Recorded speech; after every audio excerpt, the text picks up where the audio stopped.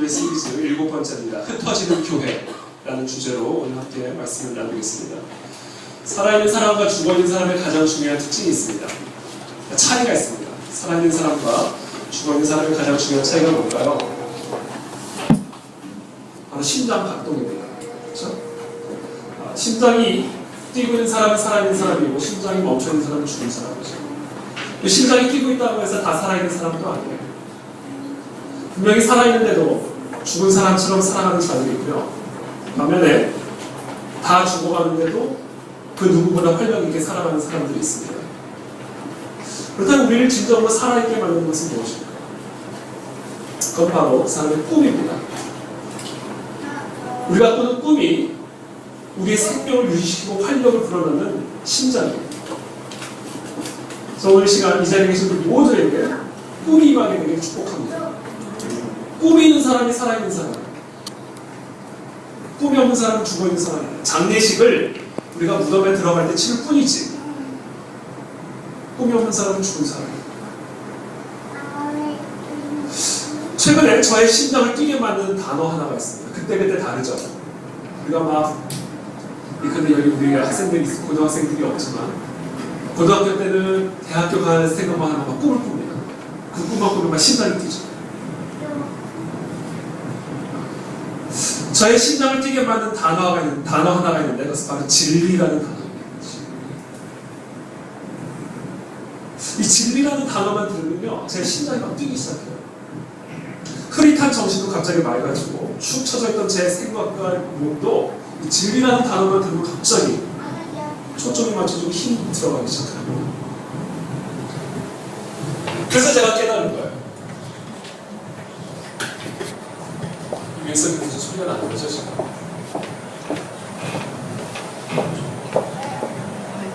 스피커 소리는 아니죠? 네. 됐습니다. 그래서 제가 깨달은 거예요. 성령이 나에게 부어주신 꿈이 바로 이 진리를 선포하는 일이에요. 진리라는 단어만 들으면 진짜 막 심장이 뛰는 것 같아요.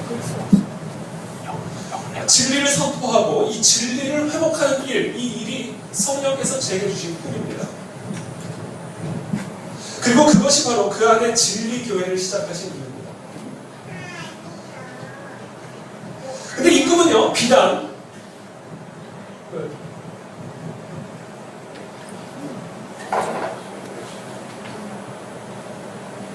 그래서 없어져. 괜찮은 거죠? 이것도 없어요. 괜찮아요. 네. 감사합니다. 근데 이 꿈은 비단 저에게만 주시는 꿈이 아니라 성령을 받은 우리 모두가 마땅히 품어야 할 꿈이라는 사실입니다. 왠지 아세요? 성령은 진리의 영이기 때문에. 그래서 성령으로 충만함을 받은 사람은 반드시 진리를 선포하고 진리를 회복하는 그 꿈을 꾸게 되어 있습니다. 진리에 대한 열정, 진리에 대한 헌신, 그 헌신이 그 사람이 성령 충만함을 받았다는 증거예요. 하나님이 말씀하시기를 말세에 내가 내 영을 모든 육체에 부어주리니 너희의 자녀들은 예언할 것이요 너희의 젊은이들은 환상을 보고 너희의 늙은이들은 꿈을 꾸리라. 선지자 요엘이 예언하는 말씀입니다. 우리가 살아가고 있는 이 말세 마지막 때는요 진리를 한참케 여기는 시대입니다. 진리를 우습게 여기는 시대. 그러한 말세에 성령이 임하시면 너희의 자녀들은 예언할 것이요 즉 진리를 선포할 것이요 너희의 젊은이들은 환상을 보고 즉 진리를 명확하게 인식하고 이해할 수 있는 능력이 임할 것이요 너희의 늙은이들은 꿈을 꾸리라. 진리가 회복되는 꿈. 이 세상의 모든 영역 속에 진리로 무장된 사람들이 흩어져서 이 진리를 회복하고 진리를 선포하는 그 꿈을 꾸게 됩니다. 그것이 성령을 받은 하나님의 사람의 모습입니다. 그것이 그 안에 진리교회의 모습입니다. 그리고 그것이 바로 이 초대교회의 모습이었습니다. 오늘 본문은 그와 같은 초대교회의 대표적인 지도자였던 스데반에 관한 기록입니다. 7장 54절 말씀을 함께 읽어보겠습니다. 오늘 보면 7장 54절 함께 읽겠습니다. 시작! 마음에 찔려 그를 향하여 그를 지금 스데반이 어떤 말을 했어요. 이 말을 듣자 유대인들이 마음에 찔려서 이를 갈기 시작했다. 지금 스데반이 전한 이 말이 뭐였는가? 진리였습니다. 초대교회를 통해 시작된 부흥의 역사, 천하를 어지럽히고 로마 제국을 뒤엎었던 그 거룩한 혁명은 바로 이 진리의 선포에서부터 시작됩니다. 이 스데반이 전한 이 진리는 사도행전 7장 1절부터 53절까지 아주 자세하게 기록되어 있습니다. 이 스데반이 전한 이 말 안에 아주 중요한 세 가지 진리가 들어가 있습니다. 그 안에 진리교회 성도 여러분들은 바로 이 진리를 붙잡게 됩니다. 그리고 이 진리를 선포하여 땅 끝까지 흩어져야 됩니다. 첫 번째, 스데반이 전한 첫 번째 진리, 하나님에 관한 진리였습니다.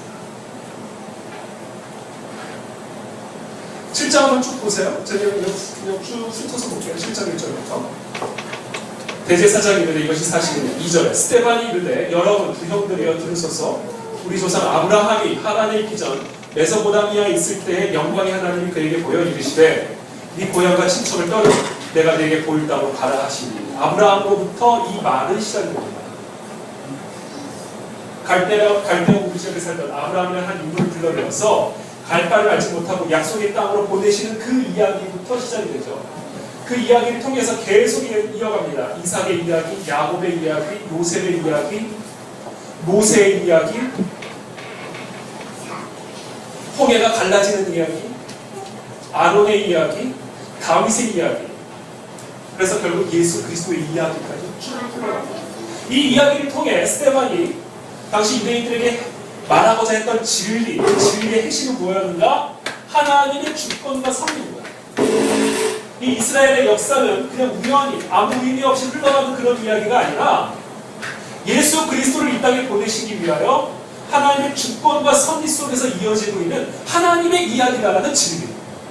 이 진리를 선포합니다.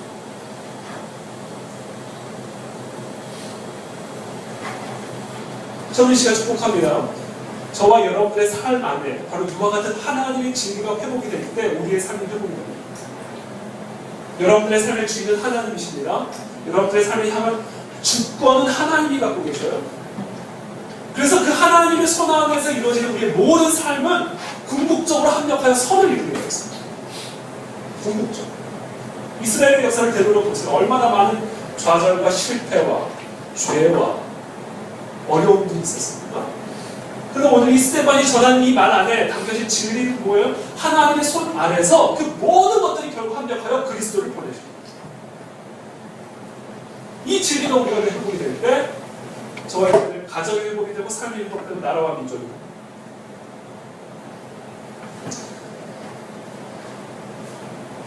물론 하나님에 관한 진리는 이것뿐이 아니에요.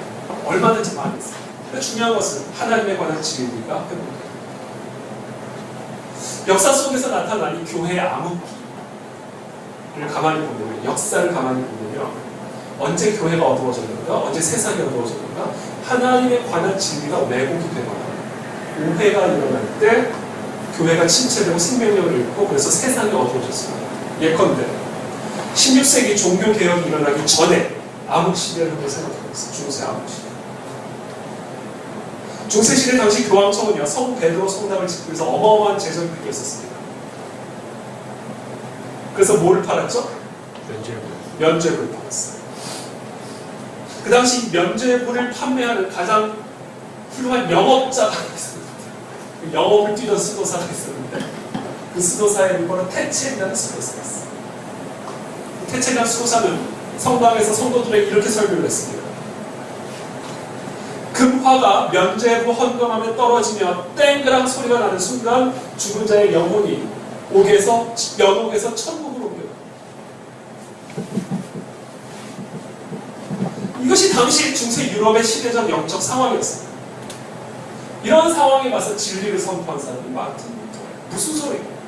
오직 진리, 오직 말씀, 그리고 오직 이 말씀에 대한 믿음으로만 우리는 구원을 받는다라는 이 진리가 회복이 되자 암흑시대에 있던 그 중세시대가 변화를 일으키시죠. 그게 종교개혁이에요. 그래서 그것이 유럽을 뒤집어 놓았고 인류의 역사를 뒤집어 놓았고,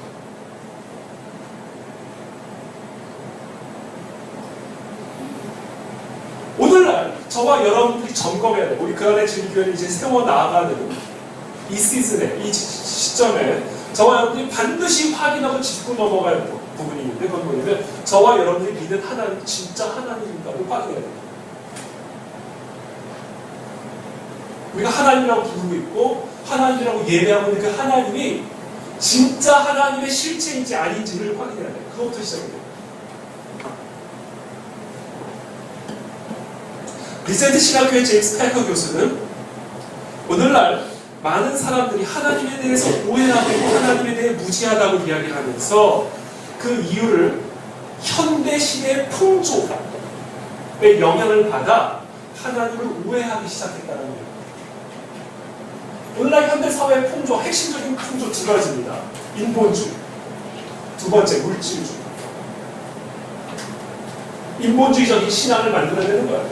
분명히 교회를 나오고 있고 분명히 예배를 드리는데 인본주의적으로 예배를 드립니다. 이 교회가 약화된 이유입니다. 하나님은 분명히 계시는데 하나님은 내 삶에 아무런 간섭도 안 하시는 거예요. 내가 스스로 내 힘과 내 지혜와 내 능력과 내 꿈을 위해서 살아갈 뿐. 그래서 주일마다 와서 신적 능력을 끌어다가 내 뜻을 이루고 내 힘을 좀 더 보태서 내 뜻을 이루어가는 인본주의적인 신앙.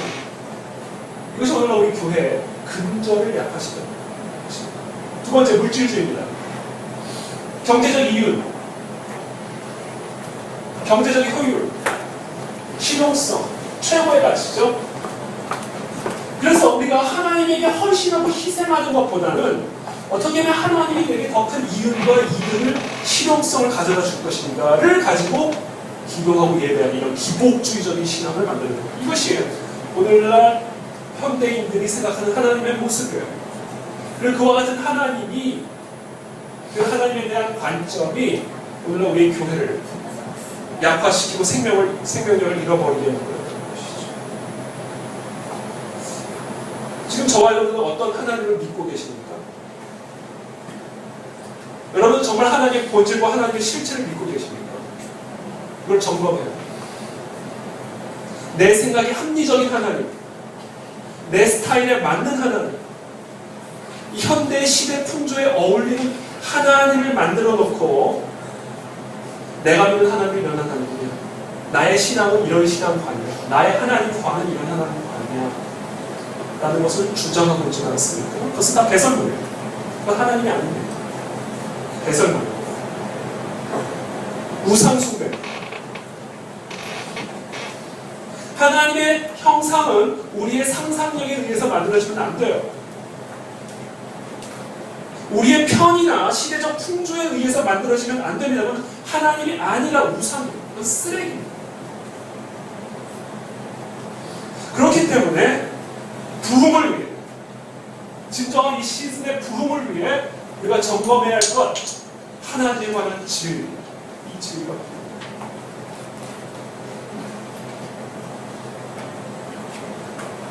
저는 이 예배 때마다 하나님의 실체가 우리 가운데 계시되기를 축복합니다. 내 안에 잠재되어 있고 내재되어 있던 모든 우상 같은 하나님이라고 불렸던 그 쓰레기들이 다 태워지기를 축복합니다. 그럴 때 비로소 진정으로 우리의 삶, 우리의 가정, 이 나라, 민족의 부흥의 역사가 시작되었습니다. 두 번째 스테반이 전한 진리가 있습니다. 그것은 바로 예수 그리스도에 관한 진리. 사실요, 우리의 하나님에 관한 우리의 태도와 입장은 예수 그리스도에 대한 태도와 입장을 보면 돼요. 내가 정말 하나님에 관한 올바른 진리 속에 뿌리를 내려놓지 않은지를 확인하려면 저와 여러분들이 정말 진정으로 예수 그리스도에 관한 진리에 뿌리를 내리고 있는지 아닌지를 확인해야 돼요.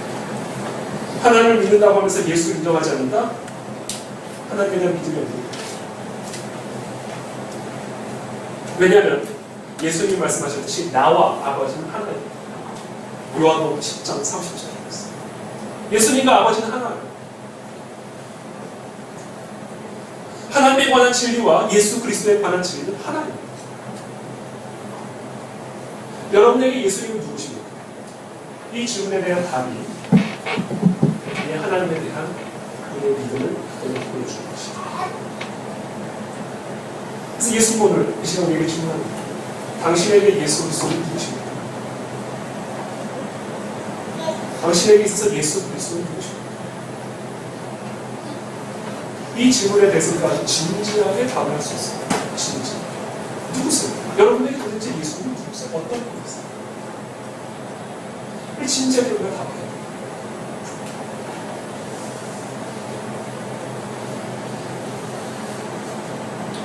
빌립보서 2장 6절에서 11절에 보면 사도 바울이 예수 그리스도가 어떤 분인지에 대해서 아주 친절하게 설명을 해주셨어요. 빌립보서 2장 6절에서 11절 말씀입니다. 제가 읽어드릴게요. 그는 근본 하나님의 본체시나 하나님과 동등됨을 취할 것으로 여기지 아니하시고 오히려 자기를 비워 종의 형체를 가지사 사람들과 같이 계셨고 사람의 모양으로 나타나사 자기를 낮추시고 죽기까지 복종하셨으니 곧 십자가에 죽으십니다. 이러므로 하나님이 그를 지극히 높여 모든 이름 위에 뛰어난 이름을 주사 하늘에 있는 자들과 땅에 있는 자들과 땅 아래에 있는 자들로 모든 무릎을 예수의 이름에 꿇게 하시고 모든 이름 예수 그리스도를 주라 시인하여 하나님 아버지께 영광을 돌리게 하십니다. 이 말씀에 예수 그리스도는 어떤 분인가? 첫 번째, 예수 그리스도는 하나님의 본체셔요. 그러나 사람의 모양으로 오신 분입니다. 이분이 예수 그리스도입니다. 이것을 부정하면 하나님을 믿지 않아요. 하나님을 모르고. 이것은 철학적인 개념이 아니에요. 추상적인 의미도 아니에요. 실제로 하나님이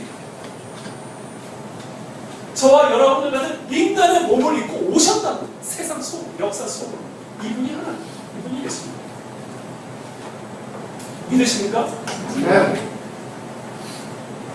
두 번째, 예수님은 어떤 분이신가? 하나님이신데 인간으로 오셨는데 그분이 십자가에 못 박혀서 죽으셨어요. 기절한 게 아닙니다. 죽었어요. 십자가에 못 박혔어요. 물과 피를 흘리고. 근데 3일 만에 다시 부활하셨습니다. 이것은 철학적 개념도 아니고 형이상학적인 추상적 의미도 아닌 역사 속에서 일어난 팩트. 그래서 예수님이 이 땅에 계신 동안 하셨던 모든 말씀들을 그 말씀들이 진리라는 사실을 스스로 인정하셨어요. 죽었다 살아나시고. 그분이 예수 그리스도. 그렇기 때문에 죽었다가 다시금 부활하신 이 예수 그리스도가 스스로 자신이 하나님의 아들임을 인정하셨고 스스로 자신의 모든 가르침이 절대적 진리를 인정하셨기 때문에 세 번째, 그분은 우리의 경배를 받기에 합당한 분입니다. 그분 앞에서 우리의 생각이 비집고 들어올 여지가 없습니다. 우리의 주장이 비집고 들어올 여지가 없어요. 왜? 그분은 절대적 하나님, 죽음을 이기시고 살아계신 하나님의 아들이십니다. 그래서 우리는 그분 앞에 무릎을 꿇어야 돼요. 그분과 논쟁이 아니라 그분 앞에 굴복해야 되는 거예요. 그분은 하나님입니다. 사람이 아닙니다. 이 세 가지 요소가 여러분들의 답변 안에 녹아져 있어요. 예수 그리스도 누구십니까? 라는 이 질문에 이 세 가지 답변이 녹아져 있어요. 그때 비해서 우리 삶은 진정한 통일의 역사가 나고 있어요. 스테반이 전했던 세 번째 진리입니다. 그래서 바로 인간에 관한 진리.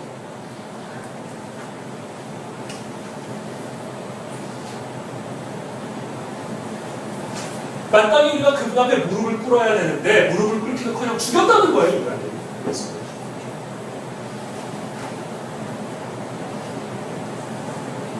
52절, 53절 한번 보시죠. 본문. 사도행전 7장 52절, 53절 함께 한번 읽어보겠습니다. 시작.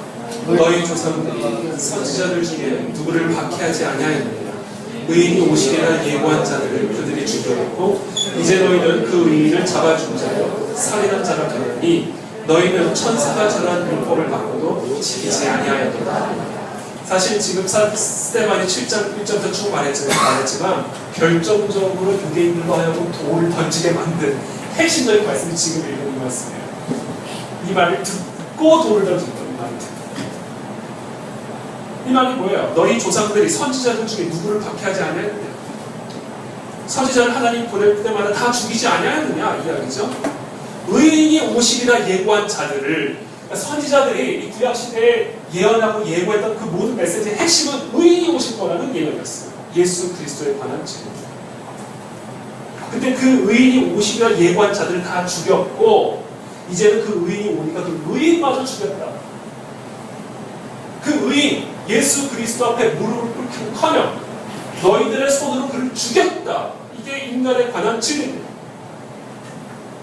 우리의 죄가 그를 죽였다. 저와 여러분들의 손으로 친히 그리스도를 십자가에 죽였다. 이것이 저와 여러분들에 관한 진리입니다.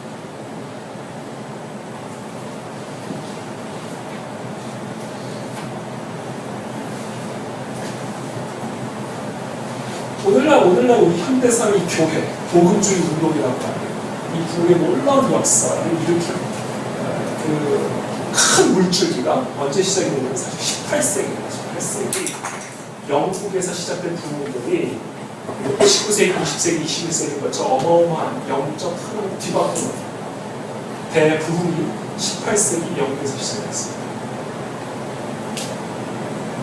그걸 우리가 1차 영적 대각성 운동이라고 부르는 거죠.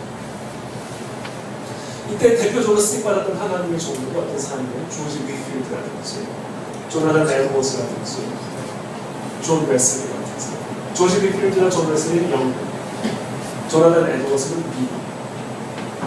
대표적으로 쓰임받았던 하나님의 종들입니다. 이 18세기 영적 대각성 운동의 진원지는요, 여러 군데가 있지만 그 중에 대표적인 건 바로 조나단 에드워즈가 31세에 목회를 시작했던 매사추세츠주의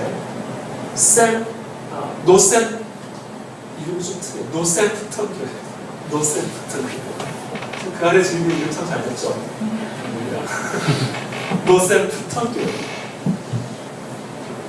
1734년에 이 노샘프턴 교회에서 어마어마한 부흥을 경험하게 됩니다. 성령의 놀라운 불이 예배 모임 가운데, 기도 모임 가운데 임하기 시작합니다. 이 한 교회에서 시작된 이 부흥이 코네티컷 계곡에 위치해 있던 32개의 마을에 연쇄적으로 부흥이 전달이 되기 시작합니다. 32개의 교회.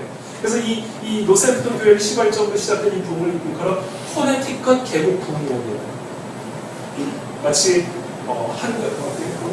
어떻게 비교되는 우리나라까지는 무슨 시골에 가면 무슨 계곡 주변으로 마을이 쫙 있잖아요. 코네티컷 계곡 주변에 위치한 32개 마을에 연쇄적으로 부흥이 전달됩니다. 노샘프턴 교회에서 시작된 부흥. 그와 같은 진원지가 그 안에 진교회가 기대하고 기도하고 축복하고 있죠. 그래서 이 부흥의 소식을 듣고 보스턴에 있던 한 목사 가운데 벤저민 콜만이라는 목사가 있었어요. 이 사람이 편지를 보냅니다. 전화를 보냈어요. 도대체 무슨 일이 일어난 거냐, 그걸 보냈어요. 좀 알려다. 부흥의 사인, 부흥의 증상들이 어떤 것인가, 그것을 내게 좀 가르쳐달라. 그래서 조나단 에드워즈가 자기 교회 안에서 일어났던 그 부흥의 역사들을 잘 신학적으로 분석을 해서 편지를 보내주죠. 이 내용들을 정리해서 나중에 책으로 출간이 됩니다. 그 책에서 이 조나단 에드워즈는 부흥을 경험한, 회심을 체험한 모든 사람들의 공통적인 체험이 있었다는 거예요. 이게 뭔지 아세요? 나의 죄, 그리고 그 죄에 대한 심판의 필연성을 깨닫고 그 앞에서 무릎 꿇는 그런 회심의 역사가 일어났다는 거죠. 공통적으로. 내가 진정으로 죄인인 거야. 그리고 이 죄에 대한 심판은 필연적인 거야. 너무나 정당한 일이다. 내가 심판을 받는 일은 너무나 정당하구나. 라는 이 죄에 대한 자복. 이것이 부흥이 일어난 회심을 경험한 그 모든 사람들에게 나타나는 공통적인 특징이었다는 거죠. 이것은 죄에 대한 각성이 사람마다 다르게 나타난대요. 어떤 사람은 급격하게 죄에 대한 각성을 가지고 어떤 사람은 서서히 죄를 짓는 것을 두려워하기 시작했고 죄악된 행실을 떠나기 시작했고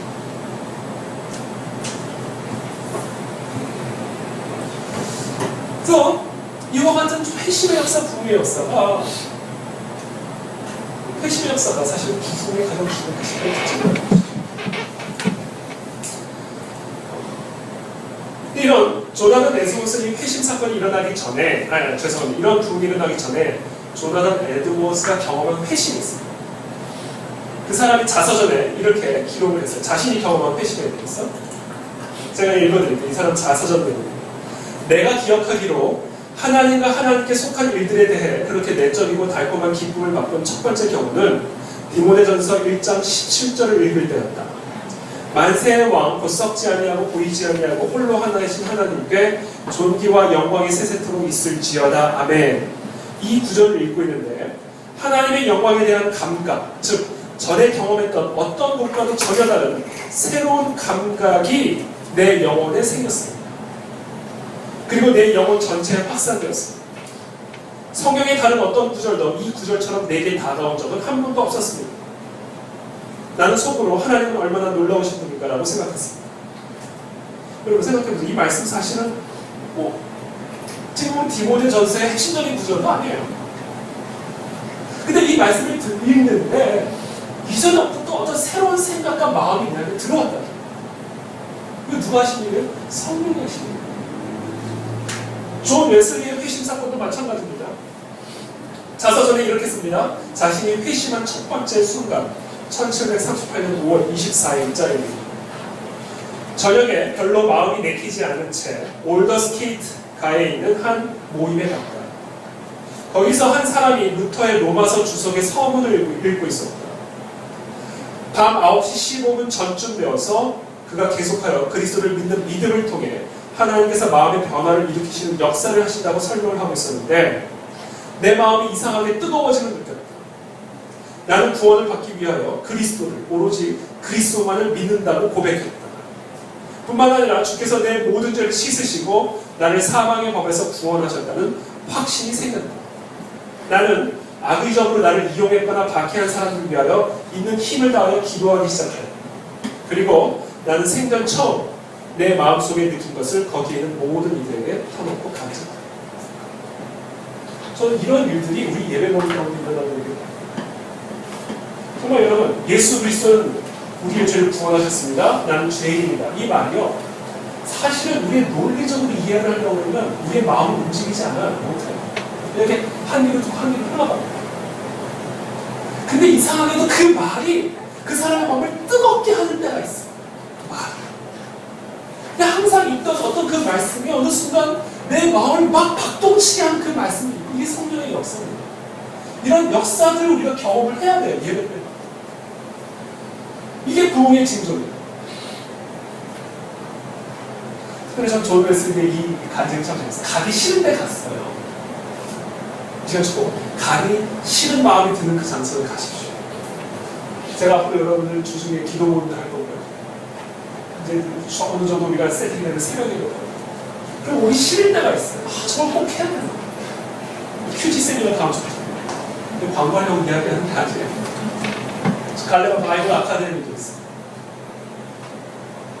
가기 싫지만 하고 싶지 않지만 왠지 해야 할 것 같은 그런 마음이 들어요. 그럼 하셔요. 거기서 하나님의 부흥의 역사를 경험하게 돼요. 그게 성령이 인도하시는 방식입니다. 이와 같은 진리를 스테반이 선포한 겁니다. 그랬더니 어떤 일들이 일어나는가? 7장 54절부터 60절까지 같이 한 목소리로 읽어보겠습니다. 54절부터 60절까지 시작.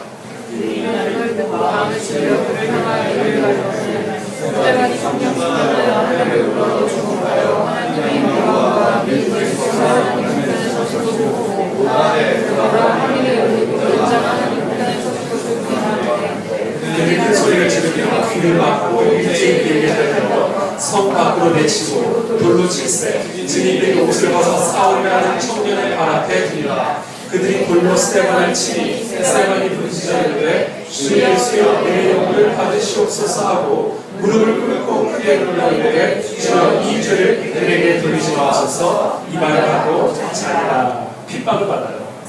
진리를 전하잖아요. 핍박을 받아요. 진리를 선포하는 스테반에게 돌아온 것은 박수갈채가 아니라 돌팔매질이었습니다. 처럼 진리를 선포하고 그 진리를 따라가는 자들은 언제나 예외 없이 공격을 받게 됐어요. 가장 강력하게 공격하는 사람들이 누구지 아세요? 여러분하고 가장 가까운 사람. 영적 공격입니다. 진리를 선포하고 진리를 수호하고 진리를 따라가기로 결단하는 그 순간부터 영적 공격이 들어오는데 그 영적 공격은 지나가는 나를 모르는 사람으로부터 오는 게 아니에요. 여러분을 가장 사랑한다고 하는 그 사람들이 여러분 곁에 가장 가까이 있는 그분들이 공격을 했어요. 이렇게 기억하시고 왜 가까운 분들이 여러분을 공격하는지 아세요? 여러분들이 내 권위 아래 있다고 생각하기 때문입니다. 내 권위 아래 있는데 내 권위가 아닌 다른 권위를 따라가려고 하기 때문에 공격합니다.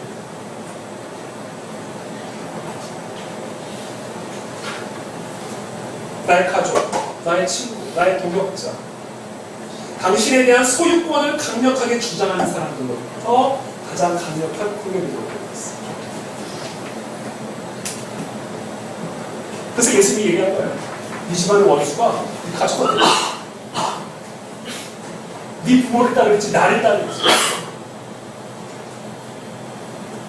나가 아닌 내가 아닌 네 부모를 따르는다면 내가 합당한다.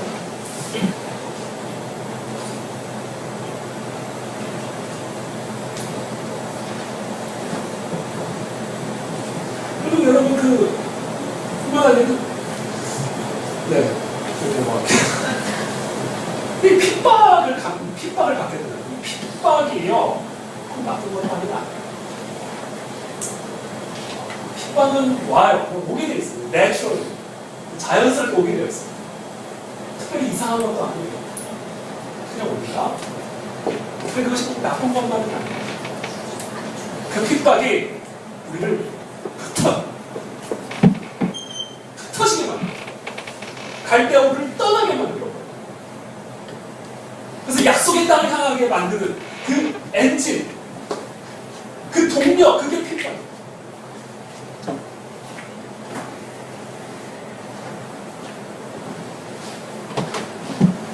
핍박을 받자. 8장 1절입니다.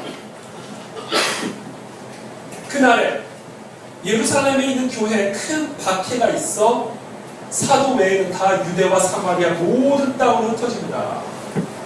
아니, 평안했으면 흩어졌게 되었죠. 유대인들하고 아무런 관계에 문제가 없었다는 그 예루살렘을 떠나서 사마리아 아무도 가지 않는 그 땅으로 들어가게 되었죠.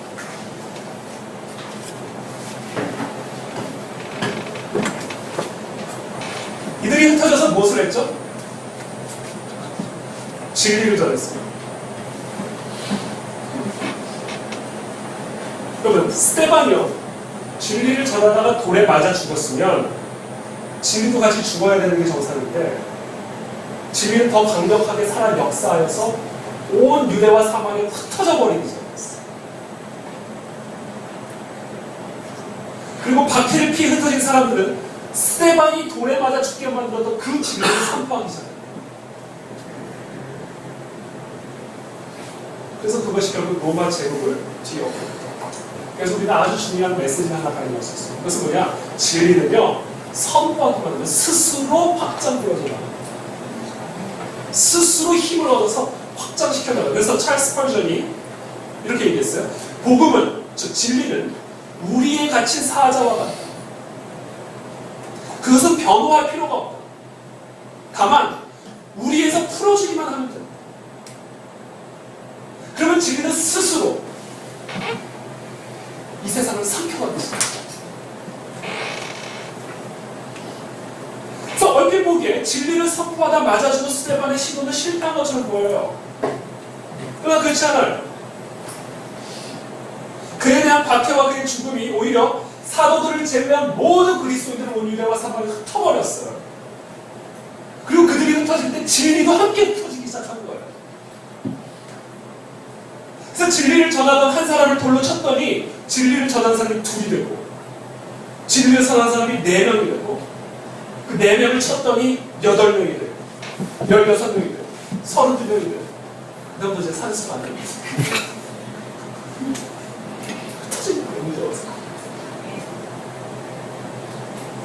스데반의 죽음은 부흥의 끝이 아니라 부흥의 시작이야. 근데 더 놀라운 것은요, 스데반을 죽였던 자조차 변합니다. 사울이 바울이 됐어요. 스데반을 돌로 쳐 죽였던 그 사울이 바울이 되더니 자신이 죽였던 그 스데반의 진리를 가지고 로마 제국까지 가서 로마 제국에서 죽임을 당해요. 그럼 그것을 끝난 거 아니에요. 로마 제국이 변화된 거예요. 그러니까 스데반을 죽였던 사울이 바울이 되고요. 바울을 죽였던 로마 제국이 기독교 국가로 가는 거예요. 그래서 이 기독교적 진리가 서구 유럽의 뿌리가 되기 시작해요. 이것이 오늘 인류의 역사를 뒤바꿔는 거예요. 그러니까 하나님의 진리는 핍박을 통해 이 세상에 뿌리를 내린다는 것을 여러분 믿으시게 되기를 바랍니다. 이것이 하나님이 일하시는 방식입니다. 그러므로 저와 여러분에게 주어진 이 생명은 아끼고 지켜야 할 대상이 아니라 이 진리를 위해 아낌없이 쏟아부어야 할 에너지입니다. 아낌없이. 그래서 진리를, 내 생명을 지키기 위해서 내 진리를 타협하면 죽은 사람처럼 될 것이고, 이 진리를 위해 내 생명을 아낌없이 쏟아부으면요, 죽어도 산 사람이 되어서 그 사람이 뿌린 진리는 영원 무궁토록 이 땅과 열매를 가져옵니다. 이것이 우리가 제한된 시간이라는 딱 이 시간 동안 이 땅에서 살아가는 인류 목적입니다. 이제 이 말씀을 적용하고 마치겠습니다. 이런 인생을 살아가기 위해서 우리가 해야 할 일이 있어요. 뭔지 아세요? 진리를 먹어야 됩니다. 진리를 드셔야 됩니다. 이 진리를 먹는 행위를 일컬어 묵상 또는 큐티라고 해요. 진리를 먹지 않고 진리를 무장을 될 수가 없어요. 진리를 먹지 않고 진리를 선포할 수 없어요. 진리를 먹지 않고 진리를 경험할 수가 없습니다. 우리는 진리를 끊임없이 먹어야 돼요. 그게 큐티예요. 이 진리가 내 안에 들어와 나의 생각을 다스려야 되고 나의 마음과 행동을 다스려야 됩니다. 그때 비로소 진리가 우리에게 주는 권세와 능력을 경험할 수 있어요. 그래서 저는 이 시간 축복하면 여러분 이 진리를 가지고 우리가 모여서 진리를 가지고 흩어집니다. 그래서 예배는 이곳의 음으로부터 여기서 모임으로 시작되는 게 아니에요. 여기서 흩어지면서 예배는 시작이 됩니다. 그래서 이 시간 축복하면 여러분 이 진리를 가지고 사업으로 가셔서 진리 안에서 사업의 원리를 발견하는 게 축복합니다. 진리 안에서. 이게 우리가 진리를 흩는 방식이에요. 여러분들이 연구실에서 연구한 그 연구의 내용을 이 진리 안에서 찾게 되길 바랍니다. 예수의 원리, 치료의 원리, 교육의 원리. 우리가 각자 흩어져서 우리 삶의 영역에서 행하는 그 모든 일에서 그 일의 원리를 이 진리에서 찾는 것. 그리고 이 진리대로 행하는 것. 그럴 때 비로소 이 진리는 이 세상 영역 곳곳에 흩어지게 되는 것이고, 그래서 진정한 부흥의 역사가 일어나는 거죠. 그 말씀을 맺겠습니다. 부흥이란 무엇인가? 결론입니다. 부흥이란 진리를 흩는 겁니다. 진리가 흩어지는 게 부흥이에요. 진리를 흩을 때 더욱 강력해집니다. 제가요, 이제 교회, 이게 지금, 사실 이게 카페입니다. 카페인데, 사실 이렇게 연주도 할 수 있고, 콘서트도 하고, 정기적으로 해서 콘서트도 하고. 그러니까 하나님께서 왜 우리를 이런 곳으로 보내주셨는가 생각을 많이 해봤는데, 아직은 모르겠어요. 제 느낌입니다. 제 느낌인데, 우리가 앞으로 이루어갈 교회는 겉으로 보면 교회 같지 않은 교회는 좋겠다. 십자가도 조용히 모여서 진리로 확 무장하고 아무도 모르게 확 터져버리는 거예요. 그래서 각자의 삶의 영역으로 확 녹여져서 흩어지는 거예요. 그곳에서 우리가 한 모든 일의 원리를 이 진리에서 찾고 이 진리대로 사업하고 진리대로 가르치고 진리대로 예배를, 이것이 그 안에 진리를 허락하신 이유의 사명이다라는 점에서 그와 같은 부흥의 역사가 저희 교회를 통해 일어나는 겁니다. 우리 함께 기도하며 나가겠습니다. 그럴 때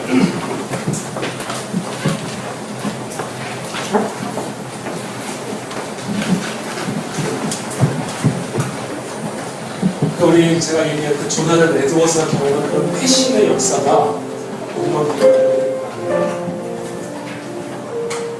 성령께서 역사해야 우리가 항상 듣던 그 말씀이 우리 마음을 뜨겁게 만들고 그 생각을 변화시키고 그래서 사람의 힘이나 능구할 수 있는 거예요. 하나님 오늘 이 시간 우리 가운데 임하여 주시옵소서. 내가 마땅히 들어야 할 성령의 메시지를 듣게 도와주십시오. 내 심장이 다시금 뛰게 도와주시고 내 마음이 다시금 뜨거워지게 도와주시고 내 손과 발이 다시 움직이게 도와주십시오. 그 일을 오직 예수 그리스도의 영으로 하는 그 같은 동의 역사가 이 장소 이 시간에 일어날 수 있도록 기름 부어달라고 통성하게 기도하고 나가겠습니다. 기도합니다.